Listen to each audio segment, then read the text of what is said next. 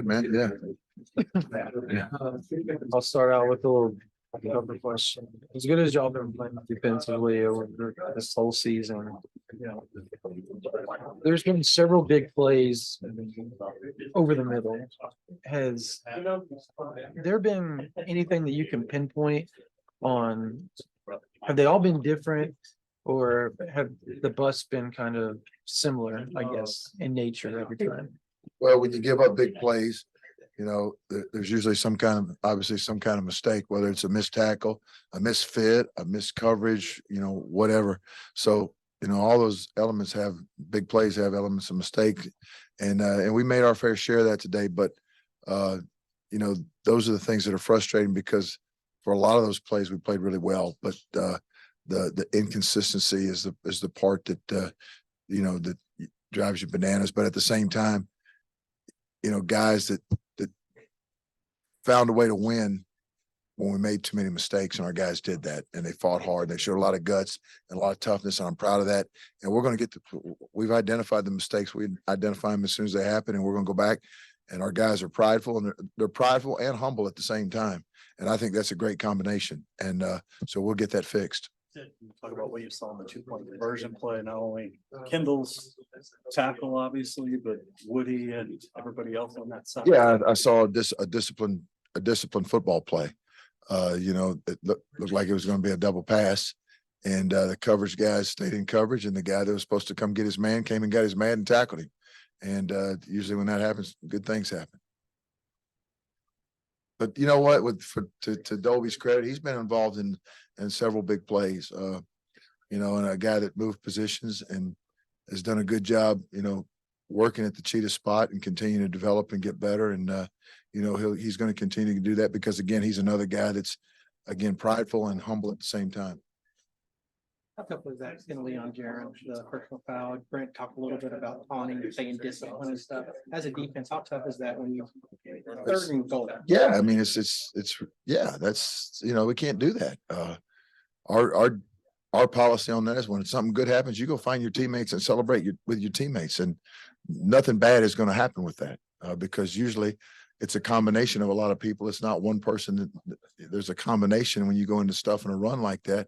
And we got to celebrate with our teammates. And, Jaron will learn from that. We'll all learn from it. And, understanding that so many times the margin for error is so small, but again, we found a way to fight through it and a way to win today instead of almost, come up a little short. So proud of that. But at the same time, a lot to improve on, a lot to work on, and our guys will.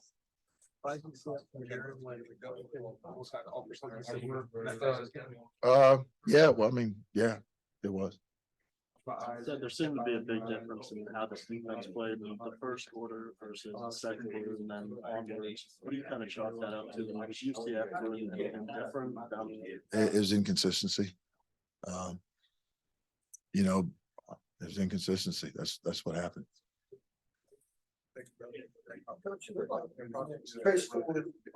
So many points defensive plans. How's that don't think quality of play around those guys? Other guys come off. Competition is good for everybody. It brings out the best in everybody. And when you know that what you do matters and it affects, playing time, it affects reps, affects all those, it's good for everybody because it makes everybody better. So we've got some depth at that position, and there we are.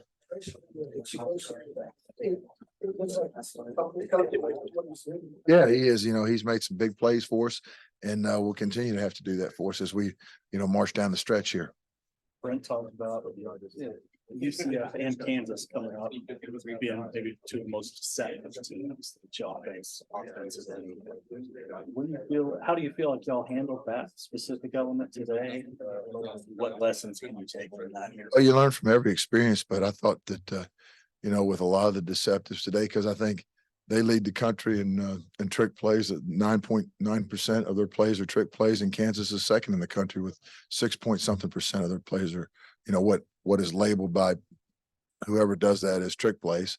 But at the same time, that's where it goes back to discipline, getting lined up, getting a call, where I put my eyes, all the things that go into your pre-snap process that, if you don't have a great pre-snap process, that can get you beat. And at times it almost did today. Is it one thing to, sorry, is it one thing to prepare for it? It's another thing to go up against it, type deal. Like you can prepare for it as much as you want. But when you see it in the game, how much harder is it? Because they've perfected it, I guess.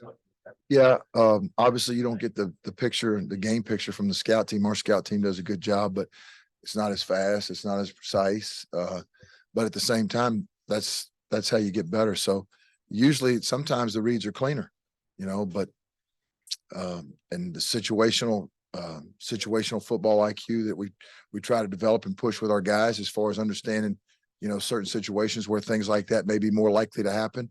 They've done a good job of that and recognizing it and identifying it and being an awareness. But it goes back to this, the discipline of putting my eyes where I'm supposed to be and being where I'm supposed to be when I'm supposed to be there. As elementary as that sounds, that's like really, really, really, really important.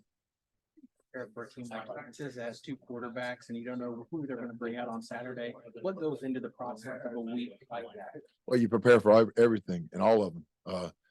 We do a deep dive, and I think our preparation is thorough.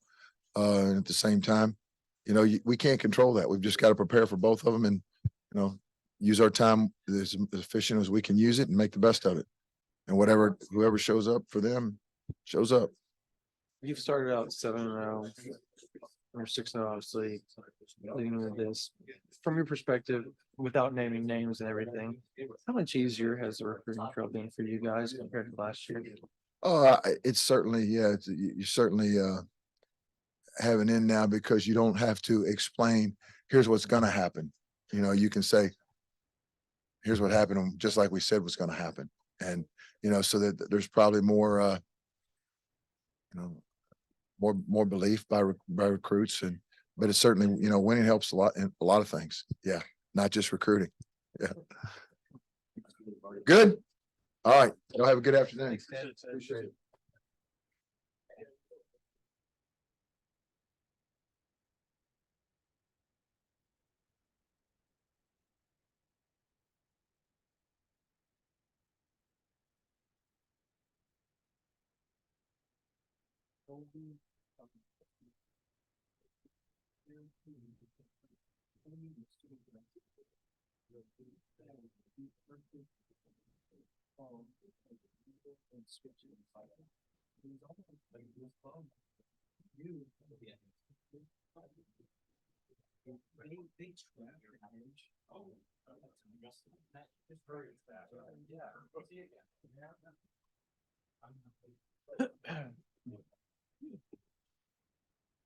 Really able to get the running game going a lot better in the second half. Why do you think that was? What happened in the second? Yeah, we had some guys doing a better job of running through trash. I thought I really did, finding ways to win some one-on-ones, and it was good to get it going there when we did late.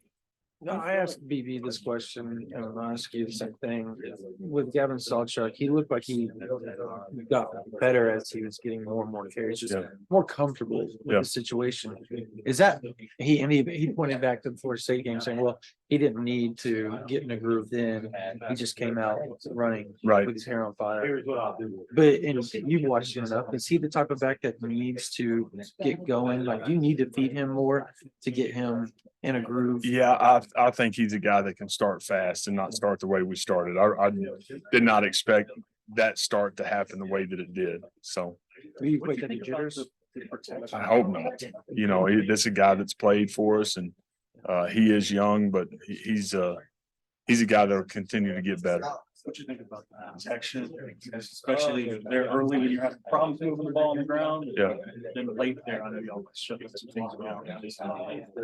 Yeah, I thought we actually moved in the pocket a couple of times when we didn't need to, and had some really good, secure, firm pockets, and had a chance just to stay put a little bit. I'll have to go back and watch it. We did have one issue where we cut the guy free on third down that shouldn't have happened.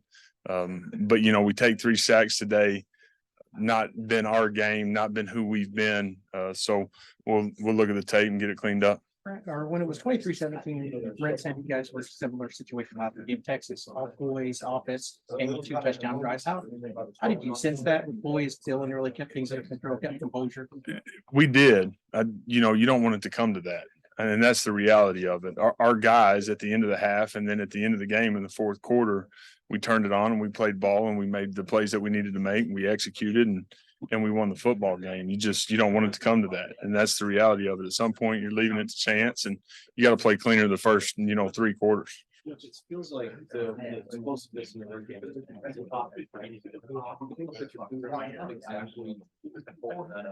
Yeah, it's been a lot of different things, whether it's, the backs or how we're finishing on the perimeter or maybe what we're doing up front, whatever it is. So it's not just one position group. Again, it's been the entire group the entire time, and the entire group being the entire unit, so we've got to continue to find ways to run the football when we want to.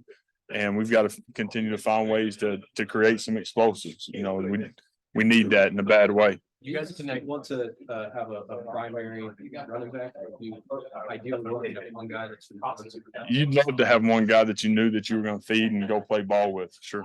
You guys connected on a couple of long passes, but it didn't seem like you had many opportunities today. Was that more what they were doing with how you guys were executing? Just missed some things, and then we weren't playing incredibly efficiently and put ourselves in some bad situations. So then at times we're trying to, find ways to stay on the field and get first downs because of, how the game started and us having those 4 drives in plus territory and only scoring 7 points. So again, my deal is didn't want to waste a snap. And we found ways to waste snaps all day, and also find a way to win. You attribute this. Salted last run. You thought about taking a lead and running the clock. What's the rule of thumb? Yeah, we needed to be a lot less time in a different situation for him not to score. We attribute the success on the ground in the fourth quarter. I thought our guys did a really nice job of, again, running through trash, winning some one-on-ones, finding ways to, if we blocked it for 8, we gained 12. If we blocked it for 4, we gained 7. And that's a big deal, so we'll need to build on that moving forward. Talk about game planning, a game like this, when you have a running back that's out like Tully, you have a running back that's Javonte's this situation, and you got Marcus who's banged up. You only really have 1-2 healthy running backs. How do you game plan for a game like this? Yeah, we still feel like we got guys that are very capable. We got to continue to get more out of them and the entire unit. I got to continue to put guys in better positions in the run game, and we'll do that. What's your comfort level with Jim? I'm sorry. Go ahead. Well, it's sort of along those lines. Early in the game, and you have some non-running backs lined up in the backfield. Yeah. Hill and Drake a couple times. Is that about something you saw for them, or just what your running backs? Yeah, just trying to find different ways to get guys involved and making sure we're, again, putting the right guys in positions to go have success. Running the football, throwing the football, whatever it is. It's all about giving guys a chance to go have success and asking them to do what they can do. So Jalil can do some of those things, so can Drake, and we'll continue to look at that moving forward. How big is Drake today? It feels like he's really good. Yeah, he had an unbelievable fourth quarter, obviously, being able to go make some plays, and that was huge for us. So again, a guy that, man, he does everything right. He's incredibly consistent. He plays with great toughness and great edge and great energy. And man, when you need him, we got him. And so proud of him. Of course, you're not looking at film, but Nick Anderson, just you feel like he's going to get more and more comfortable now. I think his touchdowns, 8 touchdowns now? Yeah. Is that right, George? Yeah, just his comfort level. You think confidence wise, where do you think he's at right Yeah, now? I think he's playing really well. He's a guy that he's created great confidence for himself because of how he's produced.